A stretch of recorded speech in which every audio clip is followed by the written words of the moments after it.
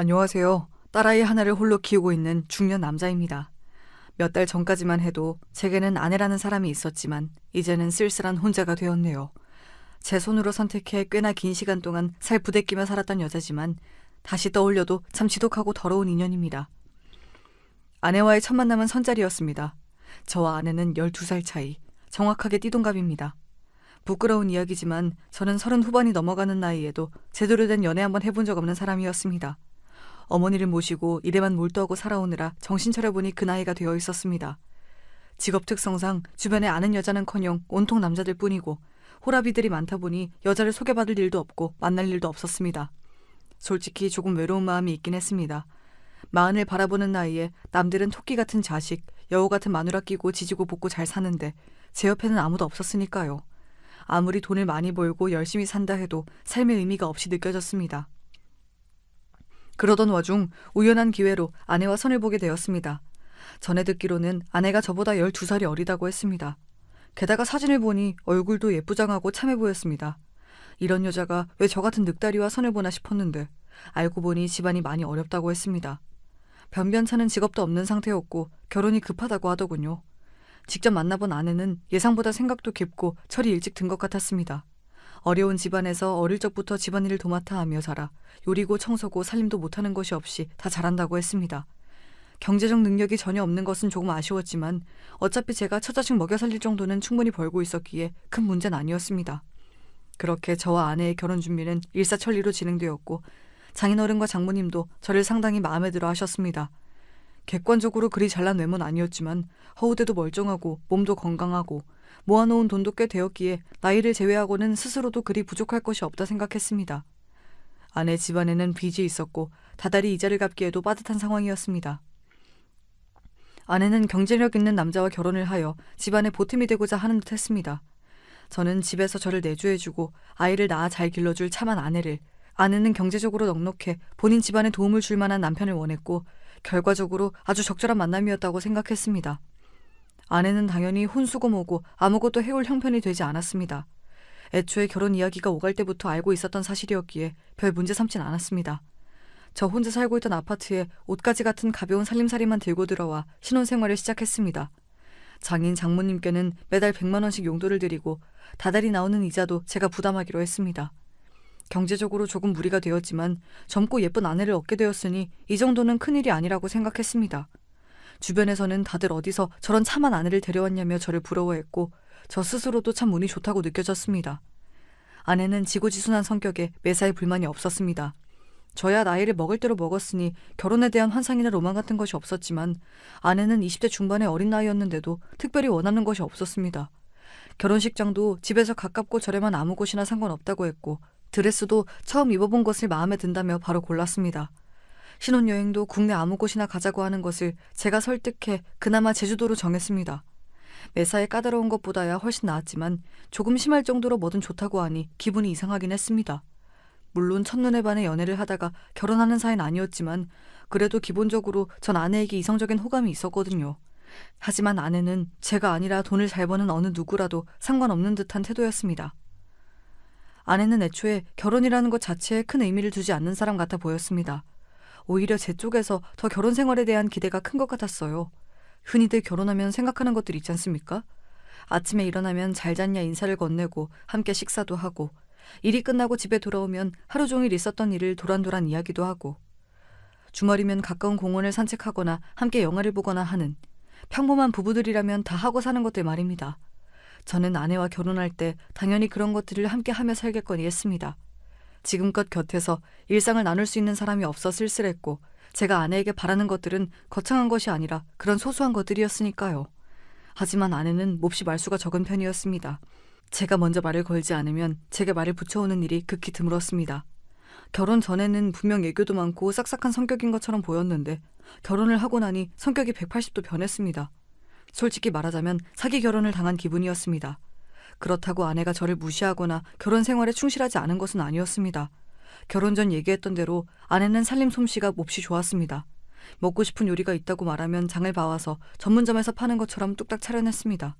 빨래며 청소며 저 혼자 살 때와는 비교도 되지 않게 관리가 잘 되었고 그 점은 만족스러웠습니다. 그렇지만 제가 원했던 것은 가정부가 아니라 아내였습니다. 가정부와 아내의 차이점이 있다면 감정적인 교류 아니겠습니까? 그리고 가장 중요한 것은 자녀 문제였습니다. 저는 이미 30대 후반에 들어선 나이에 결혼을 했으니 서둘러 자녀를 보고 싶었습니다. 그러나 아내는 아직은 자녀 생각이 없다며 계속해서 자녀 계획을 미루고 싶어 했습니다. 물론 아내 입장에서는 본인이 20대 중반의 젊은 나이니 그리 조급할 것이 없을 만도 했습니다.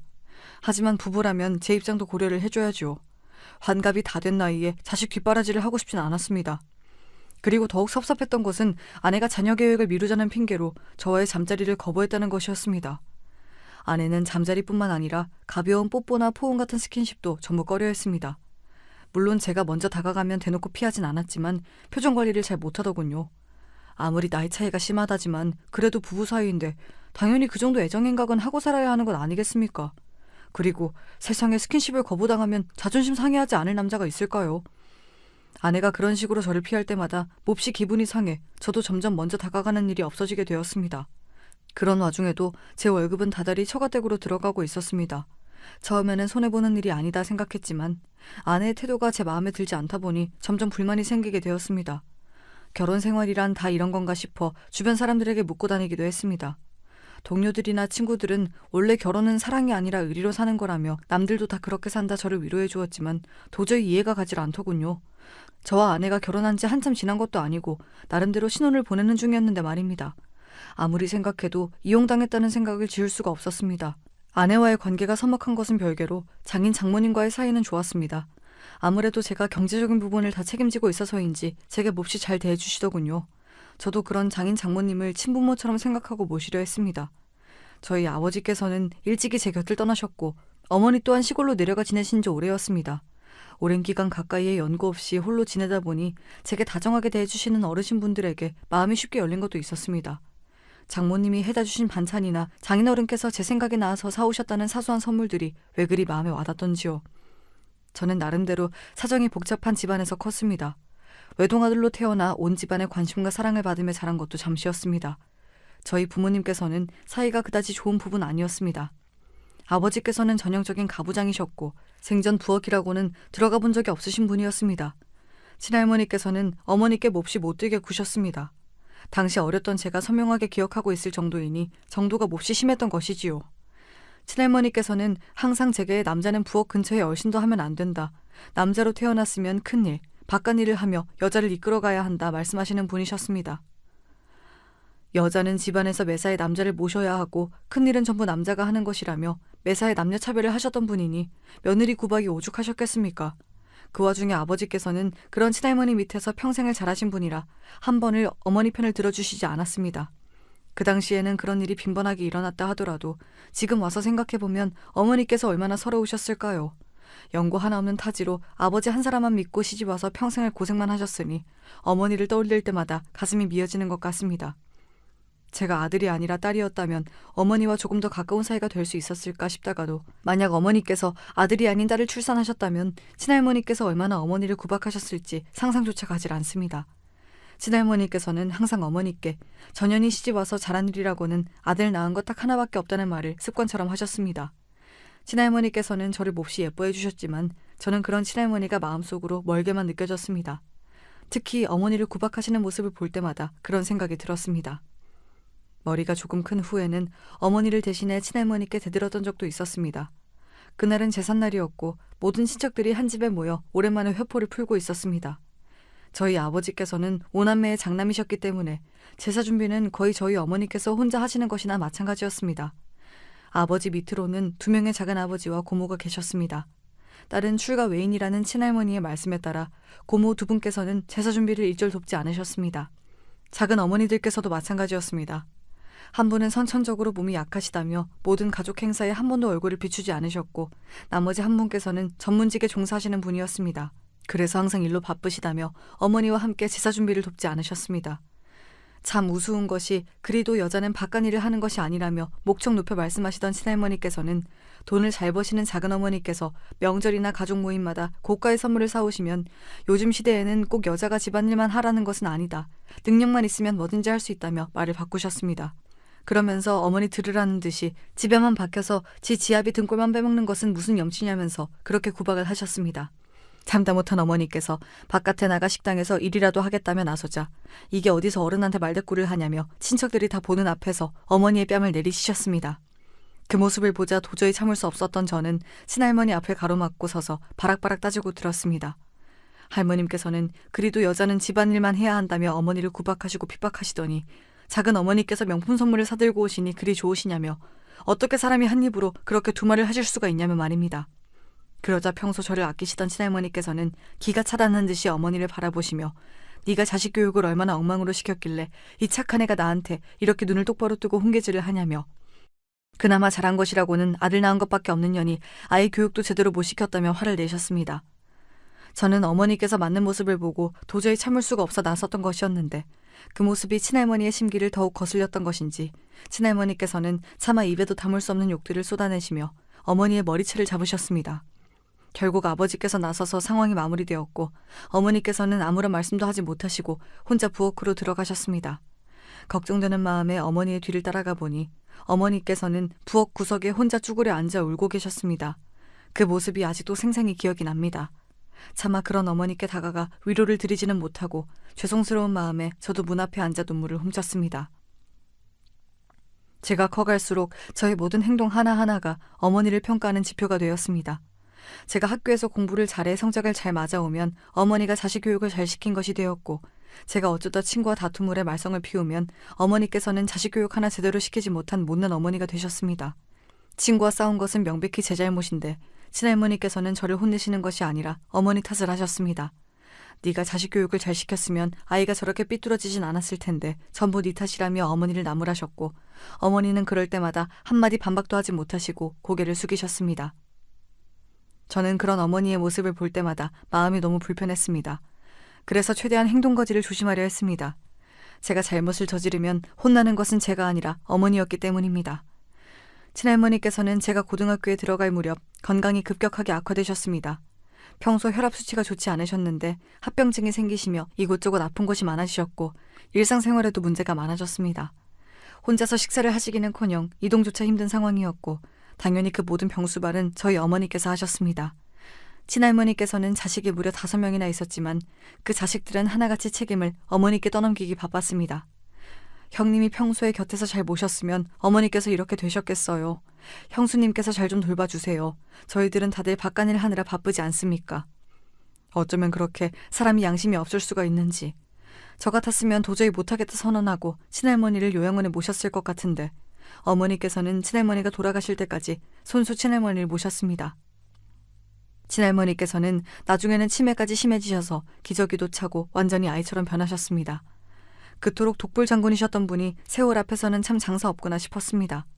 어머니께서는 그 모든 병수발을 묵묵히 해내셨습니다. 그러는 동안 아무도 모르게 어머니의 몸도 상해가고 있었나 봅니다. 친할머니께서 돌아가시고 제가 첫 직장에 들어가던 해 어머니께서는 말기암 판정을 받으셨습니다. 암을 발견했을 당시 이미 각종 장기에 전이가 되어 있는 상태였고 병원에서는 항암 치료를 받으셔도 살 수 있는 가능성이 거의 없다고 했습니다. 말 그대로 시한부였습니다. 그 사실을 처음 전해 듣고 하늘이 무너지는 기분이었습니다. 이제야 막 사회에 첫 발을 내딛고 돈을 벌어 어머니를 호강시켜드릴 생각을 하고 있었는데 호강시켜드릴 새도 없이 돌아가신다뇨. 게다가 암 말기에 온 몸에 전이가 된 상태라니 그동안 어머니께서 아무 말씀도 없으신 채 혼자서 얼마나 고생이 심하셨을지 가슴이 미어지는 것 같았습니다.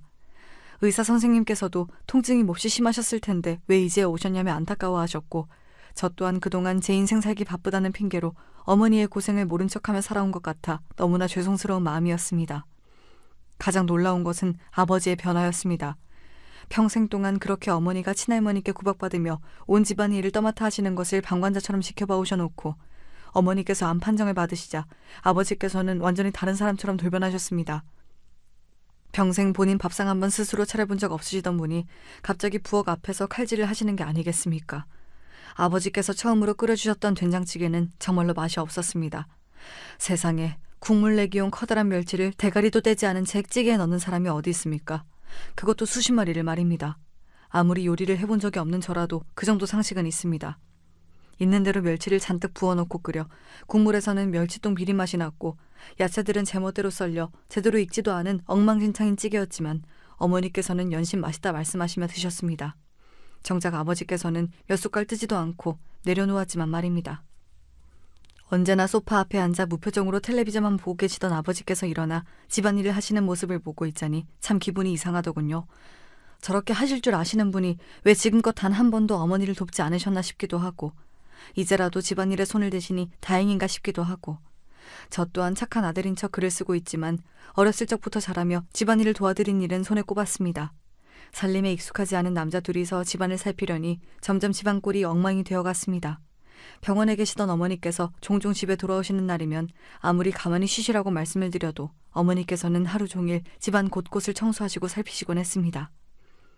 평생을 다정한 말 한마디 안 하시던 아버지께서 잠드신 어머니 머리맡에서 한참이나 어머니의 다 갈라진 손을 쓰다듬으시며 앉아 계시는 모습을 봤습니다. 그 모습을 보니 마음이 참 복잡했습니다. 한평생 고생만 하신 우리 어머니, 뭐가 그리 급하다고 하늘에서는 이리 일찍 데려가시려 하시는 건지, 어머니 앞에서는 애써 웃는 모습만 보이고 밝은 척하려 애썼지만 저도 남몰래 우는 날이 늘어갔습니다. 그건 아버지께서도 마찬가지였습니다. 제가 생각하던 아버지께서는 어머니가 돌아가시든지 말든지 눈 하나 깜짝 안 할 뿐이었습니다. 어머니께서 돌아가신다면 이제 누가 밥을 차리고 집안일은 누가 하냐, 그런 소리나 하실 분인 줄로만 알았습니다. 제가 보기에 아버지께서는 전혀 어머니를 사랑하시는 것 같지 않았기 때문이었습니다. 어떻게 사랑하는 사람이 저렇게 고생을 하는데 그 흔한 위로 한마디 하지 않을 수가 있나 싶었습니다.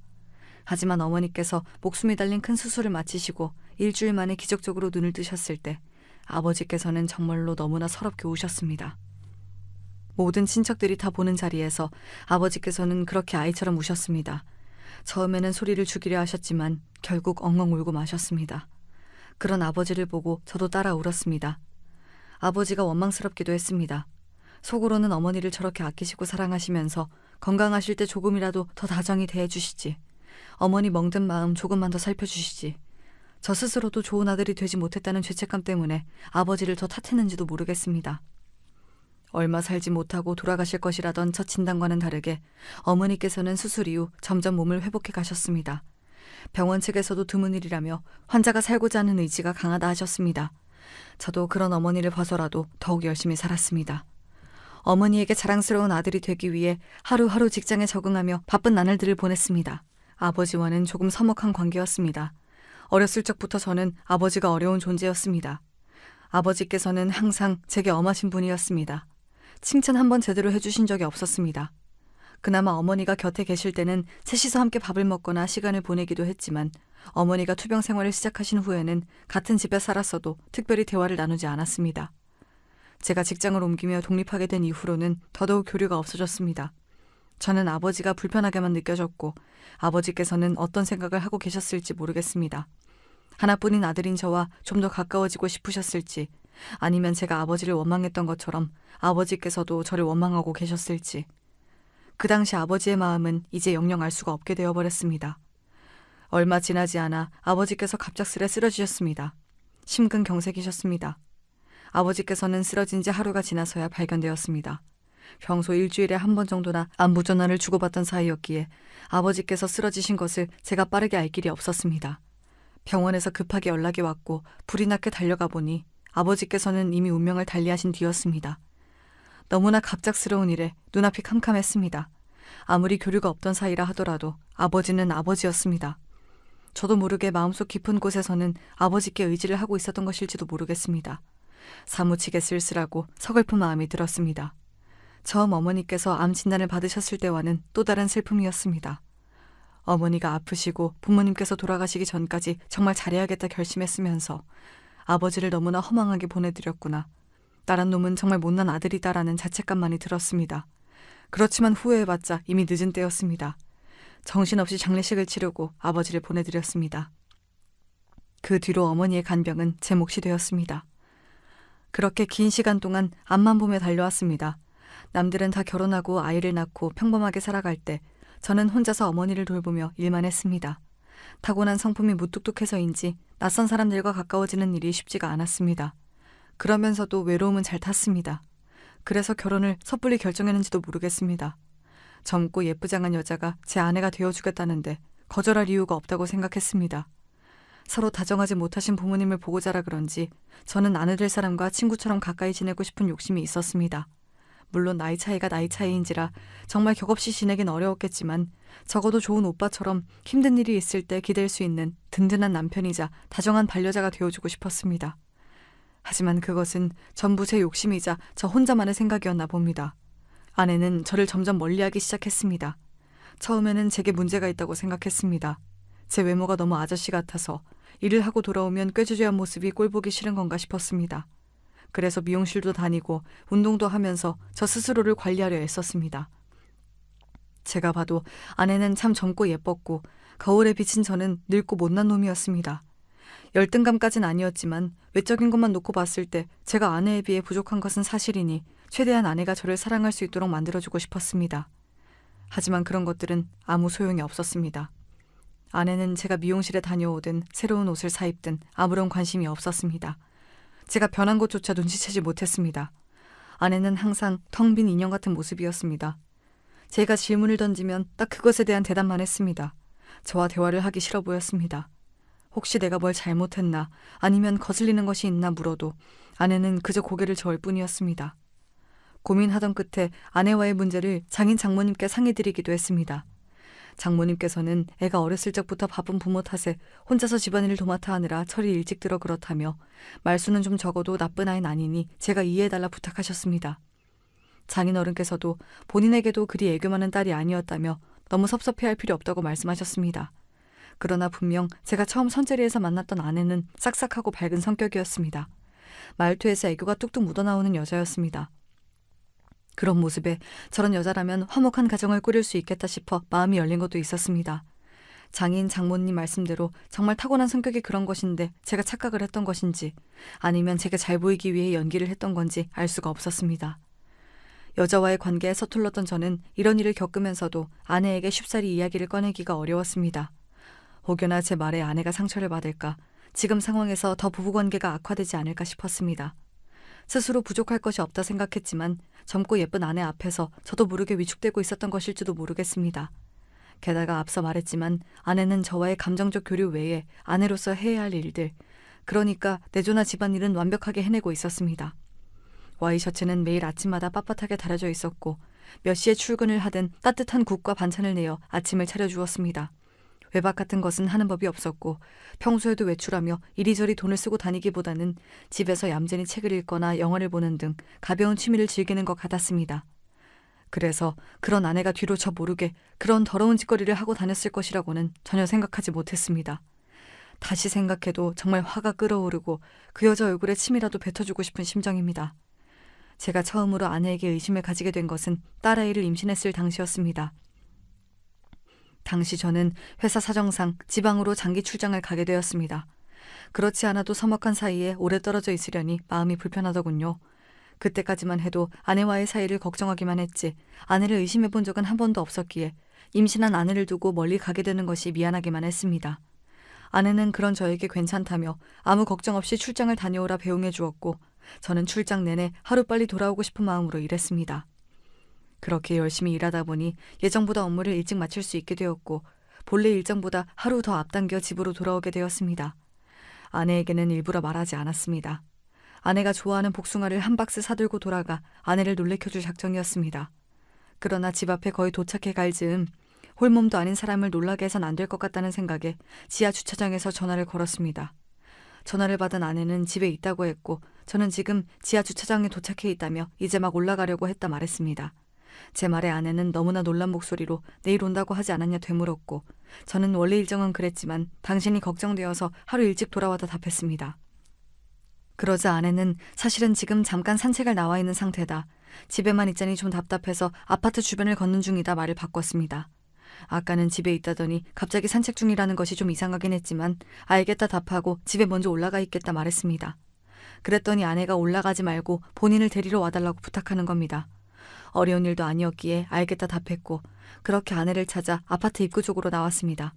분명 입구 바로 앞에 있다던 아내는 10분, 20분이 지나가도록 나타나지 않았고 이상한 마음에 다시 전화를 걸어보려던 찰나 아파트 안쪽에서 나타났습니다. 아파트 주변을 산책하고 있다던 사람이 왜 아파트 입구 쪽에서 걸어 나오는지 의아했지만 아내는 길이 엇갈린 것 같다며 당신이 보이지 않아서 안쪽으로 들어가 헤매고 있었다 말했습니다. 이제 와서 돌이켜보면 미심쩍은 부분이 많지만 그때까지만 해도 그저 임산부가 더운 날씨에 밖을 오래 걸어다니느라 힘들었겠다 싶은 생각뿐이었고 서둘러 아내를 데리고 집으로 올라갔습니다. 하지만 집에 도착하자 전혀 예상하지 못했던 일이 생겼습니다. 부엌 싱크대 옆에 와인과 와인잔이 놓여 있었던 것이었습니다. 아내는 임신 중이니 당연히 술을 마실 이유가 없었습니다. 아내에게 이게 무엇이냐 묻자 아내는 오전에 잠시 동네 친구가 다녀갔다 말했습니다. 제가 알기로는 아내에게 동네 친구 같은 사람은 없었습니다. 아내는 항상 집에 있는 것을 좋아했지 밖에 나가 사람을 사귀고 사교 활동을 즐기는 성격이 아니었습니다. 생전 사람들과 어울리는 것을 본 적이 없는데 무슨 동네 친구냐 되묻자 산책을 하다가 만난 젊은 엄마라고 했습니다. 당연히 자기는 마시지 않았고 그 친구만 마신 것이라며 아까 치워놓는다는 걸 깜빡했다고 말하는데 조금 미심쩍긴 했지만 그날은 그렇게 넘어갔습니다. 지금 와 돌이켜보면 평소 매사에 무덤덤한 아내가 그렇게 화들짝 놀라 말을 술술하는 것을 보고 의심하지 않은 게 이상할 정도였습니다. 그 뒤로 시간이 흘러 아내는 딸을 출산했습니다. 딸은 누가 봐도 제 딸이라고 말할 정도로 저와 똑 닮은 얼굴이었습니다. 사실 내심 저보다는 예쁘장한 아내를 닮길 원했지만 첫 딸은 아빠를 닮는다고들 말하지 않습니까? 객관적으로 보자면 쌍꺼풀 없이 작은 눈에 낮은 코까지 저를 판박이로 닮아 예쁜 얼굴은 아니었지만 그래도 제 눈에는 세상에서 제일 사랑스럽고 귀여운 아기였습니다. 아내의 출산 소식에 병세가 많이 완화되어 시골에서 요양을 하고 계시던 어머니께서 불이 나게 짐을 싸서 올라오셨습니다. 아내가 많이 어리기도 하고 장인 장모님께서는 아내를 챙겨주실 여유가 없었습니다. 요즘 산후조리원 잘 되어 있다. 굳이 어머니께서 올라오지 않으셔도 된다. 한사코 뜯어 말렸지만 어머니께서는 고집을 부리셨습니다. 결혼하고 지금껏 몸이 아프다는 핑계로 시어머니 노릇 한번 제대로 못 해주셨다며 한 달여 정도 저희 집에 머물며 아내의 몸조리를 돕겠다 하셨습니다. 이 소식을 전해 들은 아내는 눈에 띄게 불편한 기색이었습니다. 당연히 그럴 만도 했습니다. 결혼 후 특별히 교류가 있었던 것도 아니었고 아내 입장에서는 저희 어머니가 마냥 낯설게 느껴질 것 같았습니다. 어머니께서 아내의 몸조리를 돕는다는 소식에 장모님께서도 어딘가 불편하신 눈치였습니다. 그때만 해도 저는 그저 장모님께서 본인이 하지 못하는 일을 저희 어머니께서 해주신다니 미안한 마음에 염치가 없어 그러신 줄로만 알았습니다. 사실은 제가 알지 못하는 더러운 내막 때문이었다는 것을 전혀 모른 채 말입니다. 어찌되었든 저희 어머니께서는 한 달 동안 집에 머무시며 아내의 몸조리를 도우셨습니다. 어머니 호강을 시켜드리지는 못할 망정 며느리 수발까지 들게 만든 것 같은 기분에 마음이 썩 불편하긴 했습니다. 하지만 어머니께서 누가 뭐라 하든 이것만은 꼭 하셔야겠다 고집을 부리시는 통에 저도 어쩔 도리가 없었습니다. 그 뒤로 시간이 흘러 아이가 돌이 되었을 무렵이었습니다. 아이가 태어난 이후로 저와 아내는 전보다 사이가 조금 더 가까워졌습니다. 매사에 무뚝뚝하고 까칠했던 아내가 점점 더 제게 마음을 여는 것 같았습니다. 아이가 생기니 마음가짐이 달라지는 건가 싶었습니다. 아내는 이제 막 돌이 지난 아이를 데리고 문화센터며 배움마당이며 이곳저곳을 다니느라 바빴습니다. 항상 우울한 낯으로 집에만 있는 것보다는 훨씬 바람직한 일이라 생각해 그런 아내에게 잘한다 잘한다 칭찬을 해주었습니다. 물론 밖에 나다니는 만큼 집안을 돌보는 시간은 줄었습니다. 신혼 때처럼 진수성찬을 차려주거나 아침마다 빳빳이 다려진 와이셔츠는 찾아볼 수가 없었습니다. 그렇지만 육아 때문에 바쁠 테니 전부 다 이해하려고 했습니다. 처녀 시절부터 마르고 예뻤던 아내는 출산 후 외모를 더욱 열심히 관리하기 시작했습니다. 결혼 후 한동안은 젊은 나이답지 않게 평범한 유부녀처럼 고무줄 바지에 펑퍼짐한 티셔츠만 입고 다니더니 아이를 낳고서 오히려 더 외모 관리에 힘쓰는 것 같았습니다. 아이를 낳았어도 아내는 여전히 20대였고 워낙에 원래부터 예쁘장한 편이었으니 출산 후 망가진 외모가 싫어 그런 줄로만 알았습니다. 산후조리할 때 원래 먹는 것이 중요하지 않습니까? 미역국, 고기, 각종 과일. 산모에게 좋다는 것들은 다 사다 날라도 아내는 쳐다보지도 않았습니다. 어머니께서 하루 종일 부엌에 서서 땀을 뻘뻘 흘리며 차려주신 밥상도 겨우 두어 숟갈 뜨고는 입맛이 없다며 내려놓곤 했습니다. 아내는 아이를 낳고 매사에 몸을 조심해도 모자랄 시기에 운동을 하겠다며 헬스장에 보내달라 고집을 피우기도 했습니다. 아무리 생각해도 이제 막 출산을 한 몸으로 헬스장을 다니는 것은 무리일 것 같아 결국 집에서 혼자 운동을 할 수 있도록 고가의 운동 장비를 사주기도 했습니다. 그때부터 아내는 매사에 욕심이 많아졌습니다. 생전 쇼핑 같은 것은 하지 않던 여자가 갑자기 카드를 마구 긁어대기 시작했습니다. 아내가 구입하는 것들은 주로 화장품이나 옷같이 외모를 꾸미는 것들이었습니다. 처음에는 아까 말했던 대로 출산 후 예전 같지 않은 외모 때문에 스트레스를 받아 그러는 줄로만 알았습니다. 그래서 그런 아내에게 한마디 핀잔을 주지 않았습니다. 매달 처가댁에 들어가는 돈에 아내의 사치 비용까지 더해지니 허리가 휠 지경이었지만 그놈의 자존심이 뭐라고 12살이나 어린 아내에게 화장품 좀 그만 사라는 말은 도저히 못하겠더군요. 그때까지만 해도 아내에게 조금의 죄책감이 있었는지도 모르겠습니다. 뭣도 모를 나이에 저에게 시집와 집에서 살림만 하고 또래들은 한창 사회생활을 나이에 아이를 낳았으니 이런 쇼핑이라도 하지 않으면 스트레스를 어디서 풀겠나 싶었습니다. 그래서 아내가 점점 화장이 진해지고 옷차림이 과해져도 제 나이에 맞게 멋 좀 부리는 것이니 이해하려 했습니다.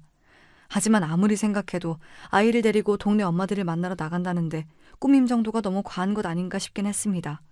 그런 일들이 계속 반복되자 아무리 둔한 저라도 점점 의심이 생길 수밖에 없었습니다.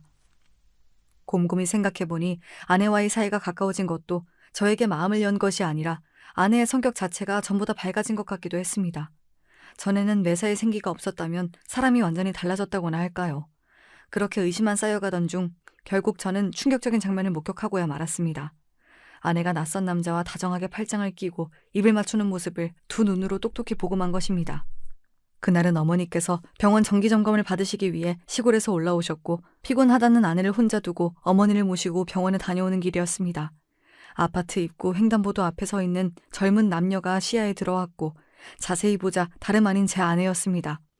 아내 옆에 남자는 제 딸아이가 타고 있는 유모차를 마치 아빠라도 되는 양 밀고 있었습니다. 순간 제 눈을 의심했습니다. 누가 봐도 두 남녀는 신혼부부처럼 보였습니다. 아내는 제 앞에서 한 번도 보여주지 않은 얼굴로 환하게 웃고 있었습니다. 두 사람은 아파트 입구에서 아쉬운 표정으로 작별 인사를 나누고 진하게 포옹을 나눴습니다. 속에서 천불이 끓는 것 같았습니다. 왜 진작에 아내의 외도를 눈치채지 못했을까? 바보처럼 철석같이 저 젊은 여실을 믿고 있었을까? 배신감에 머리가 뜨거웠습니다. 도대체 언제부터 저놈을 만나고 다녔던 건지, 장인 장모님께서도 이 사실을 전부 다 알고 계실지, 그리고 종국에는 딸아이가 제 친자가 맞는지까지 의심이 들었습니다. 주변에서 다 같이 입을 모아 저를 판박이처럼 닮았다 말하는 아이였지만 상황이 그 지경이 되니 아무것도 믿을 수가 없었습니다. 아내는 순순히 외도를 인정했습니다. 그리고 털어놓는 말이 가관이었습니다. 아내와 그 남자는 저와 결혼을 하기 전부터 연인관계였다고 했습니다. 하지만 그놈은 경제적 능력이 부족했고 당장에 집안의 빚을 갚아줄 남자가 필요했기에 선을 봐 저와 결혼을 한 것이라고 했습니다. 그리고 한동안은 정말 그 남자와 헤어졌다고 했습니다. 그렇지만 아내는 마음속 깊이 그놈을 사랑했기에 계속해서 그놈이 생각나고 너무나 그리웠다고 하더군요. 그러던 와중 딸아이를 임신했을 때 그놈에게서 연락이 왔다고 합니다. 이제 번듯한 직업이 생겼으니 다시 자기한테 돌아오라면서요.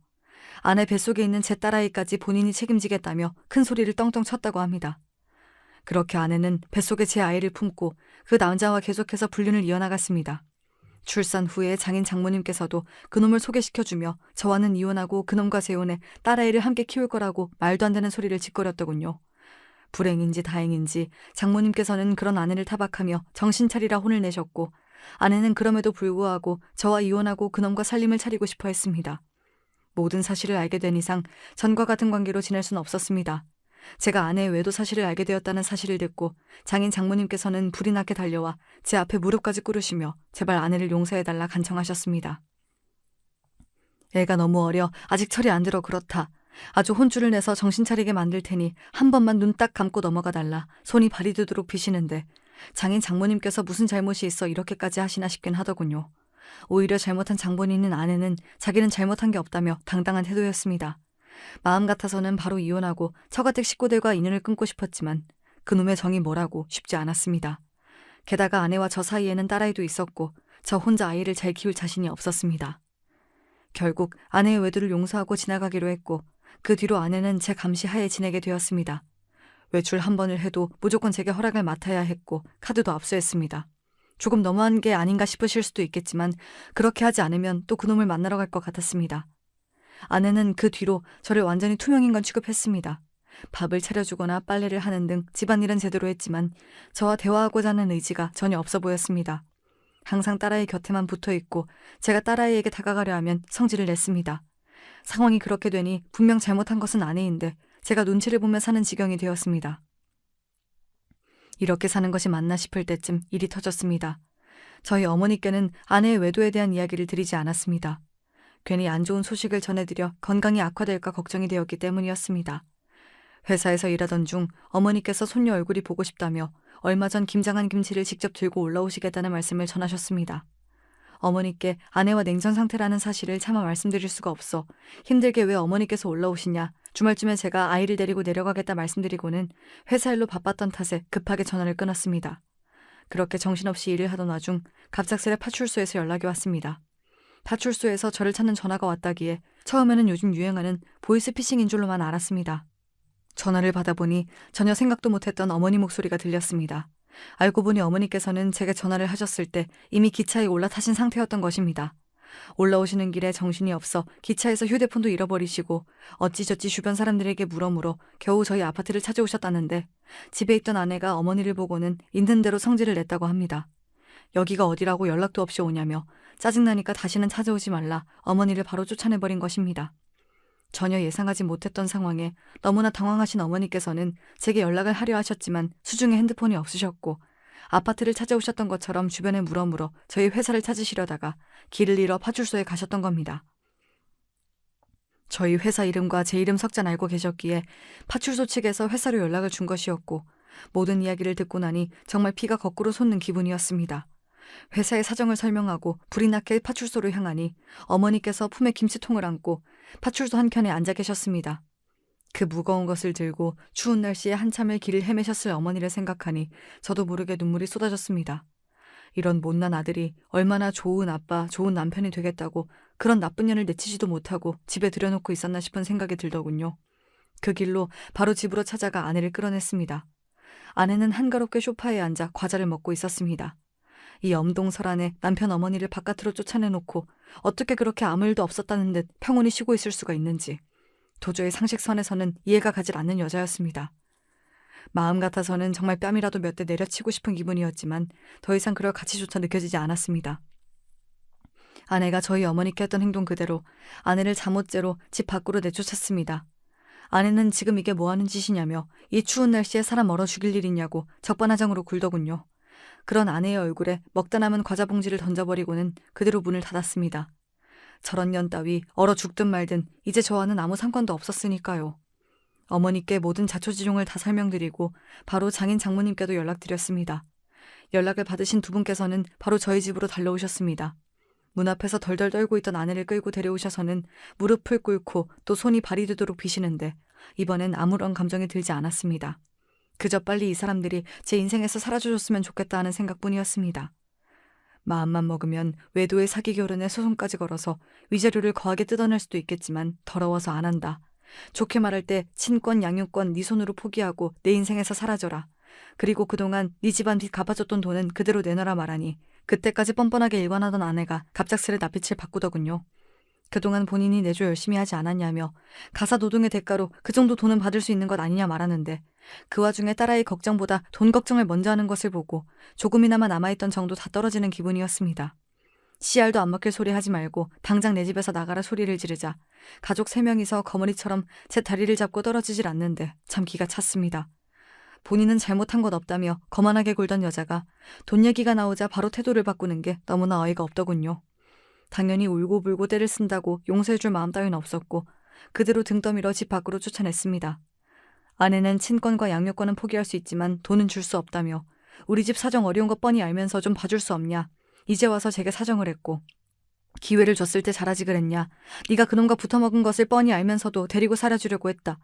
네 스스로 걷어찬 복이다. 딱 잘라 끊어내버렸습니다. 소송에 들어가면 패소할 것을 뻔히 알았는지 결국 아내는 기일에 맞춰 돈을 다 준비해왔고 친권과 양육권을 모두 포기하는 조건으로 이혼까지 마무리되었습니다. 대출을 했는지 아니면 저 몰래 숨겨둔 돈이 있었는지 그것도 아니면 그렇게 사랑해서 죽고 못 산다는 그놈이 마련해준 돈인지는 몰라도 저는 준 것대로 다 받아냈으니 이제 평생 그 사람들과 엮일 일이 없었으면 합니다. 아내와 이혼한 후로는 어머니께서 시골집을 정리하시고 올라와 딸아이를 돌봐주시고 계십니다. 호강시켜드리겠다고 약속드리고는 언제쯤 못난 아들에서 벗어날지 참 죄송한 마음뿐입니다. 늦은 나이에 드디어 제 짝을 만나 인생 좀 행복해지나 싶었더니 세상 일이 맘대로 풀리지를 않네요. 아내와의 일을 생각하면 씁쓸한 심정이지만 그래도 이제는 세상 무엇과도 바꿀 수 없을 정도로 소중한 딸아이가 제 곁에 생겼으니 앞으로는 딸아이 그리고 어머니를 위해서 더 힘내서 살아가 보려고 합니다. 그래도 딸아이 시집갈 때 혼수 넉넉히 해줄 정도는 벌어놔야겠죠. 아무튼 여기까지 못난 놈의 넋두리 같은 이야기였습니다.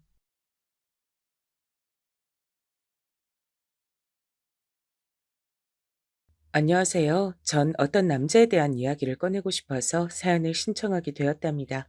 그 남자는 분명하게 저와 사실혼 관계에 있었어요. 다들 사실혼이 뭔지 아시죠?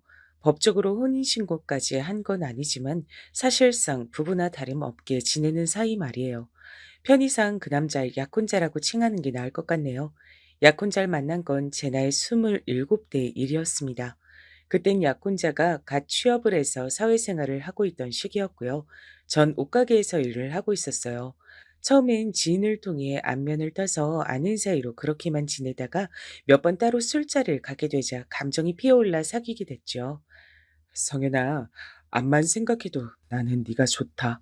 나한텐 너뿐이야. 너와 좋은 감정을 함께 키워나가고 싶어. 저 역시 호감을 가지고 있었기 때문에 그 고백을 마다하지 않았는데요. 사귀고 나서 꼴랑 나흘 정도나 지났을 때였을까요? 갑자기 옷가게로 누가 불쑥 찾아왔어요. 야, 네가 진혁 오빠한테 꼬리친 년이야? 딱 봐도 친절하게 옷이나 사러 온 손님 같아 보이진 않았습니다. 진혁이는 약혼자의 이름이었어요. 저보다 어려 보이시는데 다짜고짜 반말을 찍찍 날리시면서 이게 무슨 무례이신지. 늙은 거 자랑하니 늙딸이야? 내가 먼저 진혁 오빠 만나고 있었는데 너야말로 웬 무례세요? 남의 남자 이렇게 막 뺏어가도 돼? 상도덕도 없어? 저기 진정하세요. 진혁인 만나는 여자가 전혀 없었는데 갑자기 무슨 헛소리를 하시는 건지도 모르겠고요. 여기서 이러시면 영업 방해입니다. 남의 남자한테 꼬리쳐서 빼앗아 놓고 낯짝도 두껍네. 내가 그 낯짝 벗겨내줄게. 끼케야 대학 졸업반 정도로 보이던 그 여잔 판매를 위해서 걸려있던 옷을 잡아 뜯었습니다. 그래서 놀란 전 그 여자의 머리를 잡아 뜯었죠. 동네에서 마침 순찰을 돌고 있던 경찰분들이 지나가다 목격을 하시는 바람에 일단락 될 수 있었습니다. 남자 때문에 이렇게 됐다는 설명을 듣고 그분들이 무척 비웃음 가득한 표정으로 절 바라보셨던 기억이 나네요. 전 그때 약혼자에게 당장 연락을 했었어요. 나 일하는 가게로 웬 이상한 여자가 찾아왔었어. 말하는 것도 그렇고 옷도 그렇고 약간 싸 보이던데? 네가 그런 여자를 어떻게 알아? 무슨 사이야? 아, 누군지 알 것 같다. 성현아, 내가 정말 미안하다. 너한테 그런 피해가 갈 줄은 몰랐는데 이놈의 인기. 내 대학 간판이나 얼굴만 보고 자꾸 덤비는 여자애들이 있네. 아, 그랬어? 그럼 내가 듣기론 네가 그 여자랑 나 사이에서 양다리를 걸친 것처럼 느껴졌던 건 다 내 착각이란 거지? 내가 성현이 널 두고 왜 양다리를 걸쳐? 너만한 여자가 또 어딨다고. 약혼자의 그딴 허술한 대답만 듣고도 믿었던 제가 바보였죠. 대학 간판이니 얼굴이니 그 시절 감성은 왜 그렇게 말도 나쁘끄럽게 민망하게 하도록 만들었던지 모르겠네요. 약혼자는 객관적으로 썩 잘생긴 얼굴이 아니었습니다. 다만 대학 간판은 객관적으로 그럴싸했죠. 그래서 이것만은 제가 인정한다 싶은 마음이었네요. 약혼자가 좋은 대학을 나왔습니다. 서울대를 포함한 스카이. 딱 바로 그 아래 단계의 대학을 나왔어요. 졸업 성적도 꽤 나쁘지 않았고요. 그러니 본인이 어느 정도 자화자찬을 할 만은 했습니다. 옷가게를 다짜고짜 습격했던 그 여자는 교양과는 백만 광년 정도 떨어져 보이는 인물이었기 때문에 약혼자와 따로 만나던 사이는 절대 아닐 것 같았어요. 어쨌거나 약혼자는 명문대 출신이었고 고지식한 이미지였으니까요.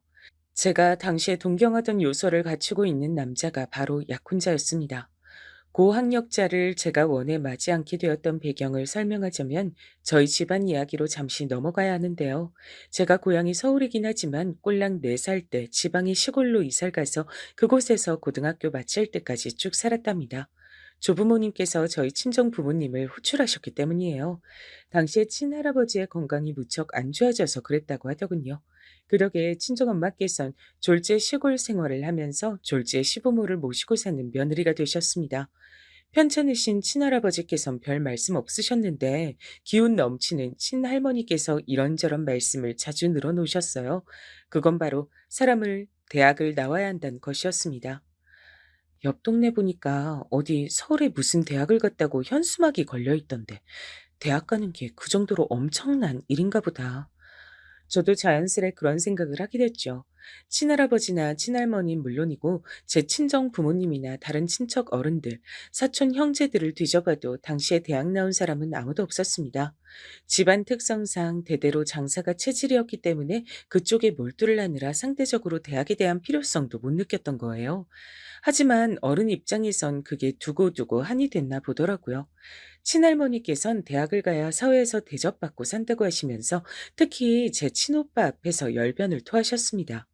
어렸을 땐 차마 눈치채지 못한 사실이었는데 나중에 커서 냉정하게 살펴보니까 저희 집안 사람들은 물려받은 유전자 자체에 공부머리가 부족한 것 같더라고요. 공부를 잘하는 두뇌도 유전이라고 하니까요. 그런 마당인데 공부가 잘 되겠나요? 친오빠는 집안 어른들의 기대를 배신하고서 고등학교를 졸업하자마자 자기 아는 형이 시작했다는 일에 같이 뛰어들었습니다. 전문대 가겠다 해놓고선 이게 대체 무슨 일이라니. 전문대 내겠다던 등록금은 다 어디로 떼먹은 거야? 친정엄마께서 얼굴이 새파랗게 질리셨었죠. 친오빤 심지어 군대를 가기도 전에 짝을 만나서 결혼까지 해버렸습니다. 남자 나이 22살에 혼전 임신도 아닌데 결혼하는 경우는 정말이지 드물지 않나요? 제 친오빠와 새언니가 특수한 경우였던 것 같네요. 참고로 새언니도 대학 근처에도 안 가본 사람이었고요. 근데 집안에 대대로 물려받은 땅이 좀 있어서 형편은 괜찮았습니다. 새언니 쪽에 나이가 딱히 많지도 않았어요. 친오빠보다 꼴랑 2살 많았으니까요. 대학은커녕 결혼이나 해치워버린 친오빠의 자태에 친할머니께선 머리에 띠 두르고 들어놓으셨어요. 그리고 전 그 띠를 보면서 디자인이 예스럽고 예쁘다는 생각이나 하고 있었죠. 어릴 때부터 그런 거에 관심이 많았거든요.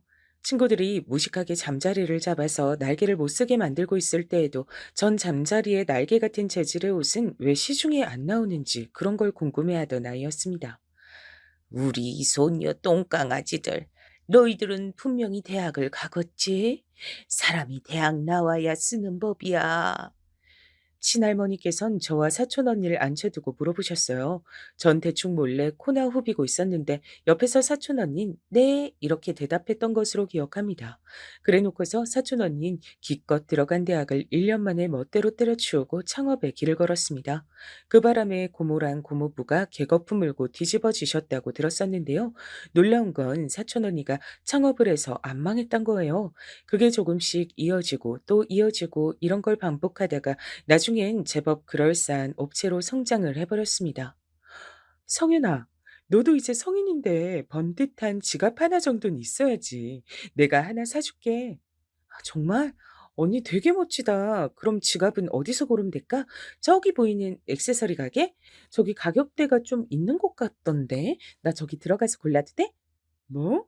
너 장난해? 어디 가서 우리 집안 식구라고 하지 마. 그렇게 쥐똥만한 스케일로 노는 거 우리 집안 스타일 아니야. 창피해. 빨리 따라와. 백화점은 문 빨리 닫는단 말이야. 뭐라고? 지갑을 백화점 가서 사겠다고? 많이 비쌀 텐데. 언니가 벌써 그 나이에 그럴 능력이 있어? 남들이 공부할 때 우린 돈을 벌써부터 버는 게 우리 집안 특징인데 넌 왜 헛소리라고 그래? 빨리 고르기나 해. 돈 들어오게. 빨간 지갑으로 골라라. 그 당시에 사촌 언니가 백화점에서 사줬던 게 엄청 값이 나가는 명품 브랜드였어요. 그래서 사촌 언니가 돈을 잘 버는 걸 실감했었네요. 저희 집안의 특징인 듯 싶었습니다. 신기하리만치 뭘 해도 어떻게든 돈을 벌어먹고 살았어요. 하지만 친할머니라든지 다른 나이 지긋하게 드신 집안의 어른들께선 그걸로 만족하지 못하셨죠. 대학을 안 나오면 남들이 놀 때 일을 해야 하고 폼나게 컴퓨터나 두드리면서 돈을 버는 일을 할 수가 없다고 보셨습니다. 대학을 나온 것들이 세상을 주도하고 바꿔가는 것이라고도 생각을 하셨죠. 친정 부모님께선 금전적인 어려움을 한 번도 겪어보지 않으신 분이었으나 가방끈이 짧아서 살면서 약간의 아쉬움은 느껴본 적이 몇 번 있다고 하셨습니다. 그래서 더더욱 친오빠가 멀쩡히 대학을 나와서 취업문을 두드리길 바랬는데 그게 어그러져서 안타깝다고 하셨었죠. 그대로 장남이 제대로 대학 나와서 번듯하게 좀 살면 보기 좋았을 텐데 일찍 결혼이나 해버리고 아는 형 일인지 뭔지 아는 건 계속 기웃거리면서 고작 그런 거나 하면서 살고 엄만 진짜 네 오빠만 생각하면 자다가도 가슴이 답답해서 눈이 떠져. 친오빠의 기행이 친정엄마께선 상처로 남았을지 모를 일이었습니다. 크기 전까지의 저는 모두가 자기 자리에서 잘 해내고 있는데 어른들은 왜 이렇게 대학 타령만 해댈까 싶었어요. 하지만 자라고 나서 깨닫게 됐던 것이죠. 대학을 나와서 사회적인 시선 앞에서도 어깨에 힘주고 사는 자식의 모습을 다들 보고 싶으셨던 것이란 것을요. 그래서 전 원하지도 않던 전문대를 간신히 나왔습니다. 냉정하게 나오나 마나 한 곳이었어요. 제 인연의 시간과 약간의 돈을 버렸다고만 생각이 들었죠. 좋은 대학을 나오기엔 애석하게도 제 공부 수준이 안 따라줬습니다. 타고난 머리가 그런 것을 어쩌나요. 게다가 노력도 재능의 영역이더라고요. 전문대를 나와서 아르바이트나 하다가 옷가게 일을 시작했던 거예요. 전 워낙 그쪽 방면에 관심이나 재능이 많았으니까요. 친할머니께선 이제 저를 향해 가방 끈 긴 남자와 결혼을 해야 한다는 말씀을 하고 계셨습니다. 제가 스스로 안 된다면 배우자라도 잘 만나면 될 일이라고 보셨던 거예요. 저는 제가 집안 어른들에 대한 기대치를 못 채워드렸다는 것에 항상 죄송한 마음을 어느 정도 갖고 있었기 때문에 남자는 반드시 고학력자만 만나겠다고 다짐을 마쳤습니다. 그래서 약혼자가 마음에 들었던 겁니다. 고학력자인데다 공부에 관심도 지대한 사람이었으니까요. 그럼 아주 그럴싸한 대학 한판을 탄 사람이잖아. 아이고, 잘했다. 우리 성현이 강아지가 아주 판단을 잘했어. 그래, 나이 먹고서 사내 만날 땐 그렇게 구실을 제대로 하는 놈으로 만나야 하는 거야. 이 할미는 그 사람이 벌써 마음에 드는구나. 약혼자의 학력을 확인하신 친할머니께서 무척 좋아하셨습니다. 친정 부모님의 반응도 비슷했고요. 간섭 안 할 테니까 어디 한번 잘 해보라면서 응원을 보내주셨습니다. 약혼자는 제법 번듯한 직장에 다니고 있었고 저는 옷가게 직원이었으나 버리는 제가 썩 밀리지 않았습니다. 왜냐면 저는 그 옷가게에서 횟수로 4년째 일을 하고 있었으며 전반적인 관리를 제가 다 하는 역할이었거든요. 그래서 약혼자가 저에게 의지를 할 수 있었던 것 같아요. 사귄 지 반년이 넘어가던 때였는데 저한테 대뜸 공부를 더 하고 싶다고 말을 하더라고요. 성현아, 나 직장 생활이 너무 힘들다.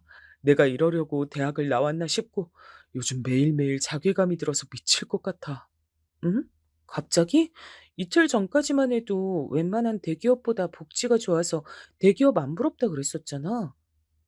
내가? 너한테 그런 소리를 했었던가? 에이, 난 그런 기억 없어. 네가 잘못 들었겠지. 아니야. 엊그제 우리 만나서 같이 저녁밥 먹다가 그런 얘기 나왔었잖아. 복지 얘기. 그래서 내가 똑똑하게 기억하는데. 아, 맞아. 그래. 그랬던 것 같네. 성현이 넌 별걸 다 기억한다. 암튼 그날은 내가 유독 기분이 좋았던 것뿐이고 원래는 평소에 기분이 매일 안 좋아. 왜? 직장 일 때문에? 일하는 게 많이 힘든 거야? 그럼 이직 준비해 보는 게 낫겠네. 일도 그렇고 자꾸 생각만 많아지는 것 같아.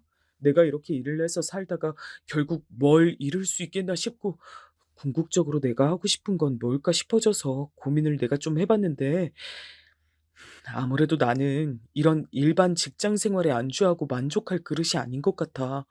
너 다른 재능을 펼칠 수 있는데 그러질 못하고 지내고 있으니까 내가 자꾸만 불안하고 힘든가 봐.